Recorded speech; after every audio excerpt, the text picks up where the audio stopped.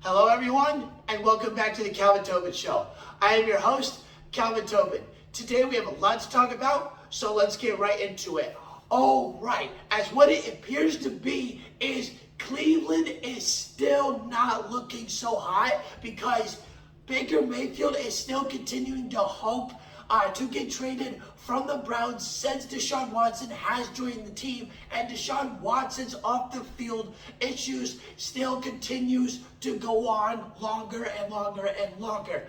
Now, in Baker Mayfield's situation, the trade rumors are continuing to jump from team to team on who wants him. Now, what's really interesting about this is that wherever Baker Mayfield goes when he gets traded, he actually is still possibly going to get paid by the Cleveland Browns, because the Browns said that they are willing to pay half his salary no matter what team he goes to. So after that situation is settled and figured out, that's a win-win situation for Baker Mayfield, but it's still a win-lose-lose situation for the Cleveland Browns. Now, the reason I say that is because of the win part is that Baker Mayfield is gone, and that's one less problem that the Browns have to deal with, because the bigger problem is all about Deshaun Watson right now.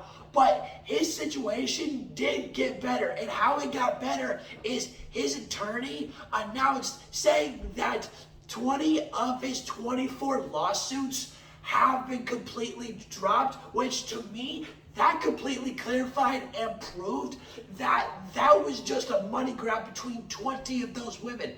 Now, the 4 that are remaining, that's the actual issue right there, because that seems kind of normal when it's only a few people that he was having some extra fun possibly off the field and got caught for it. It could be in the same situation as Robert Kraft was a few years ago.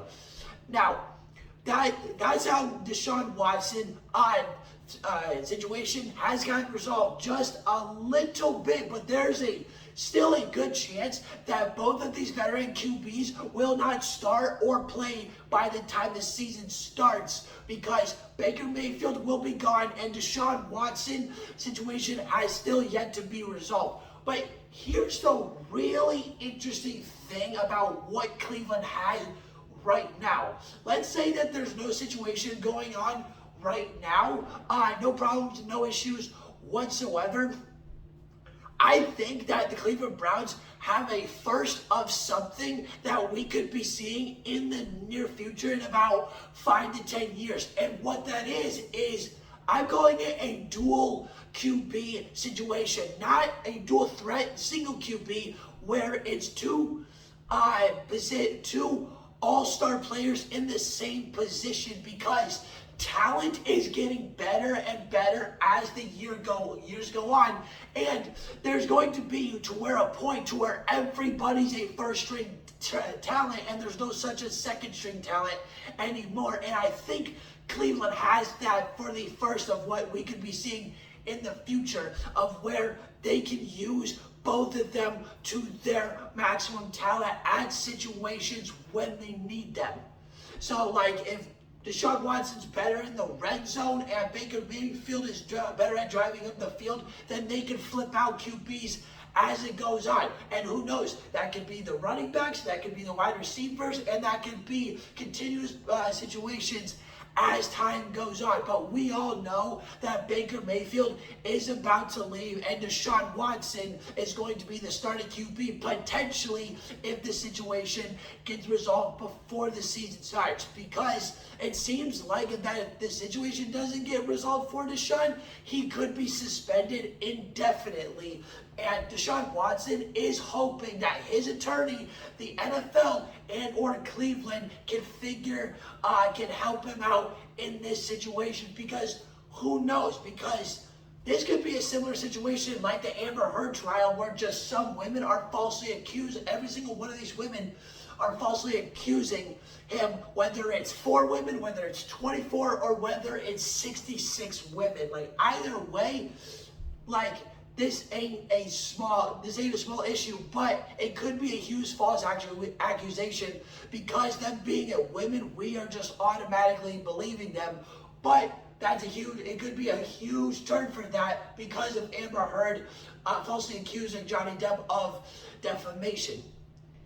Now, hopefully that Cleveland and the NFL can get this situation wrapped up because it needs to as fast as possible because it's been going on way too long. And now, nothing is more sad than a sports legend wrapping up his career, and the legend that is wrapping up his career is none other than the greatest tight end of all time, Robert Gronkowski, tight end of the Buccaneers and Patriots. And the cool thing is that he got to play with the true GOAT his entire career. Now, let me give you some stats on what this dude accomplished. He had 9,200 receiving yards. He had 90 plus touchdowns, didn't quite hit 100, but had 90 plus touchdowns with Tom Brady, which is the second most by a QB, wide receiver, and or tight end duo. The first is Peyton Manning with Marvin Harrison, and we all know how dominant that duo was. Now, what else that Gronkowski did is he's a 4-time Super Bowl champion. He is a 4-time first-team All-Pro. He is also a 5-time Pro Bowler, and he also has two records under his belt. One being having the most Super Bowls by a tight end with 4, passing Shannon Sharpe with 3, as he won his 3 Super Bowls in the final years of his career when he was a Denver Bronco and a Baltimore Raven. Now, the other record that Gronkowski has is most touchdowns by a tight end in one season, where he got 18. And when he played for the Patriots, Gronkowski was truly, and I mean literally, unstoppable. Nobody could tackle him. But unfortunately, a lot of his injuries did throw him to a curve, which I feel like that is a huge reason on why he's calling it quits now. He was trying to call it quits a couple years ago,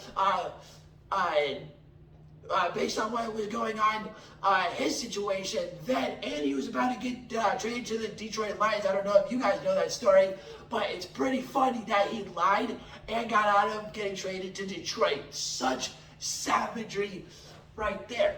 Now, with Gronkowski retiring, there's a good chance that during the offseason, as it gets closer to the season, Tom Brady is going to call Gronkowski and try to get him out of retirement. Now, in my opinion, I think that Gronkowski, hoping that he holds his ground against that, because we all know how much these guys love to play with each other, and these guys love playing football. Like, it's just something different, and it's like no other, because these guys have one true connection. But the reason I'm saying he should hold his ground is because of those injuries, and a lot of people forget about it because of how talented he is, and just being a 4-time Super Bowl champion, and just being able to not get tackled and run through everybody as a tight end. Those injuries that he has suffered already in his career, like there was at one point where he did have an injury where he had to teach himself how to walk again. And in just a matter of years, if he continued to play or decided to continue to play, I believe that there is a chance, or it just takes one good smack against Gronkowski and he can potentially end up in a wheelchair. But that's my opinion. But we all know Gronkowski is one tough cookie, because the guy just continues to stay on the football field like JJ Watt, and injuries just don't bother them. But one injury is going to truly finish it, and they won't be able to play the sport anymore. So that's why he's got to be extra careful continuing, because he's had I'm pretty sure he's had more injuries than he's had Pro Bowls, but we all know he would have more Pro Bowls if those injuries never happened. Now, greatness is not defined by 2 or 3 games. It's defined by longevity, consistency, and in the end, on how you finish. And in the Stanley Cup Finals, the Colorado Avalanche started off strong with a 2 games to nothing jump over the Lightning. Now, Tampa has been in this situation before, being down 2-0, because they just did it against the Rangers and ended up winning 4 straight. And here's the thing.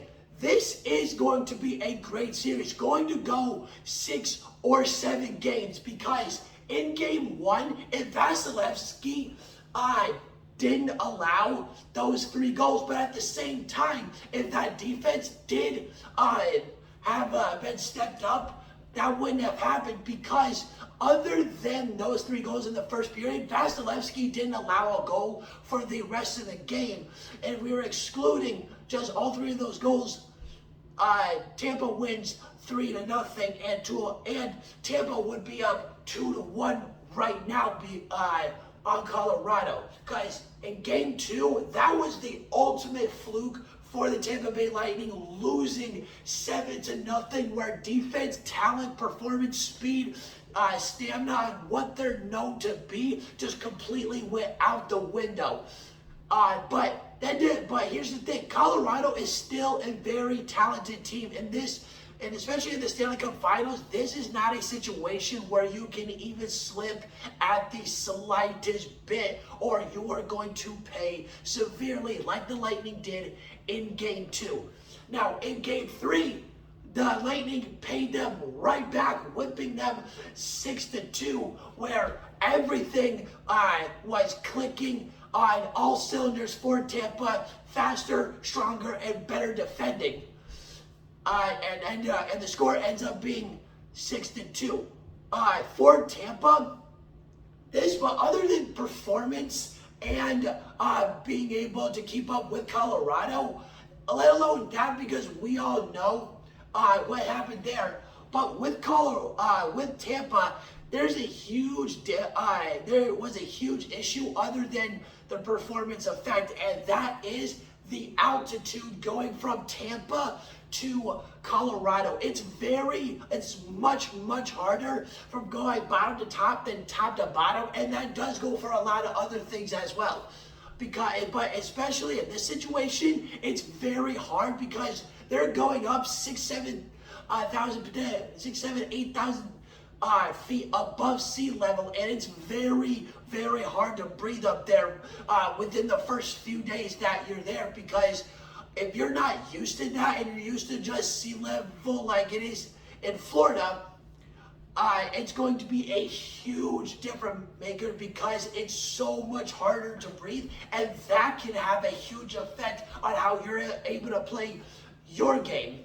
But now the Tampa Bay Lightning are back at sea level and back in their home crowd now, and I think that they have a huge chance to tie it up here in Game 4.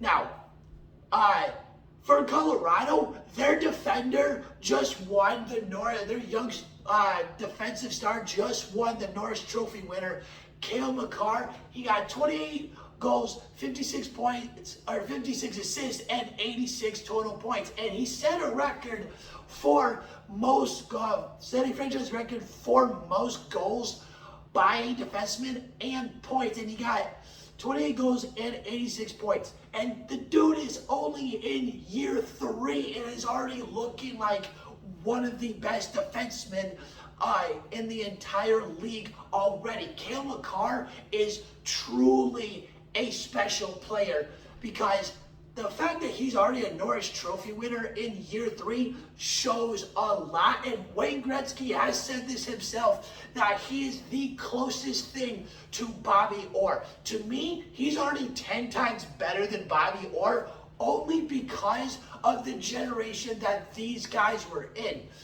It's a 50-year difference. Bobby Orr played in the late 60s and early 70s, while Makar is playing today. And to me, there is a 45 to 50 year cutoff when it comes to any sport, because generations just matter. Just as time goes on, just get way better and better and better as time goes on. And Cale Makar is right up there. And the fact that Wayne Gretzky is comparing him to Bobby Orr just says a lot, especially only being a few years into the league. Now, going into Game 4 tonight of the Stanley Cup Final, it starts tonight at 8 p.m. Eastern Time, and I say that Tampa Bay ties it up at 2 apiece and wins 5-3.